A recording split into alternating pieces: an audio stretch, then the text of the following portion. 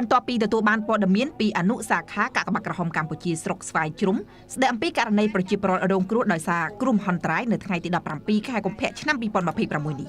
ឯកឧត្តមពេងពោសាប្រធានគណៈកម្មាធិការសាខាកាកបាទក្រហមកម្ពុជាខេត្តស្វាយរៀងបានចាត់ឲ្យក្រុមការងារសាខាអនុសាខានិងដឹកនាំដោយលោកជំទាវពៅសុភិបហេរញ្ញគណៈកម្មការសាខានិងសហការីចុះសួរសុខទុក្ខនិងនាំយកអំណោយមនុស្សធម៌ផ្ដល់ជូនគ្រួសាររងគ្រោះដោយសារអគ្គិភ័យមួយគ្រួសារដែលរងគ្រោះកាលពីថ្ងៃទី16ខែកុម្ភៈឆ្នាំ2026បណ្ដាឲ្យខូចខាតផ្ទះមួយខ្នងសង់អំពីឈើដំបូលប្រក់សង្កសីខូចខាតទាំងស្រុងរួមនឹងសម្ភារៈប្រើប្រាស់ដោយសារតែការអុជធូប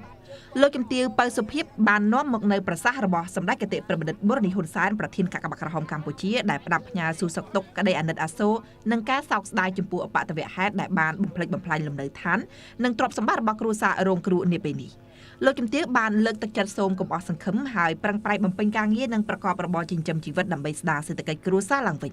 លោកជំទាវបានលើកឡើងអំពីការខិតខំប្រឹងប្រែងរបស់កាកបាទក្រហមកម្ពុជានៅក្នុងការជួយទៅដល់ប្រជាពលរដ្ឋនៅក្នុងពេលជួបគ្រោះមហន្តរាយផ្សេងៗដោយមិនប្រកាន់និន្នាការនយោបាយពូជសាសន៍ពណ៌សម្បុរពោលគឺទីណាមានការលំបាកទីនោះមានវត្តមានរបស់កាកបាទក្រហមកម្ពុជាចុះជួយជានិច្ចជាក់ស្ដែងអំណោយដែលបាន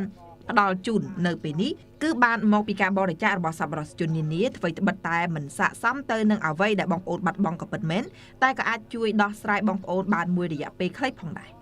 លោកជំទាវបានបន្តថារដូវប្រាំងឆ្នាំនេះគឺមានអាកាសធាតុក្តៅខ្លាំងដូច្នេះសូមបងប្អូនត្រូវមានការប្រុងប្រយ័ត្នខ្ពស់ជាពិសេសគឺទៅលើការប្រើប្រាស់ភ្លើងទៀនធូបចង្ក្រាននិងភ្លើងអគ្គិសនីដែលជាប្រភពអាចបណ្ដាលឲ្យឆាបឆេះគ្រប់ពេលវេលាបើសិនជាយើងមិនបានត្រួតពិនិត្យហើយត្រូវត្រៀមបំរុងទឹកទុកនៅក្នុងពាងឲ្យជាប់ជាប្រចាំងាយស្រួលនៅពេលដែលមានបញ្ហាអ្វីអាចជួយសង្គ្រោះបានទាន់ពេលវេលាជាពិសេសចំពោះបងប្អូនដែលប្រើប្រាស់ផ្ទាំងសូឡាត្រូវមានការប្រុងប្រយ័ត្នឧស្សាហ៍ត្រួតពិនិត្យជៀសវាងមានគ្រោះអគ្គិភ័យកើតឡើងជាយថាហេតុអំណោយដែលបានផ្ដល់ជូនរួមមានដូចជាអង្ករ50គីឡូក្រាមមី1កេសត្រីខ10កំប៉ុងទឹកស៊ីអ៊ីវ6ដបកៅស៊ូតង់1ឆ្នាំងបាយឆ្នាំងសម្ល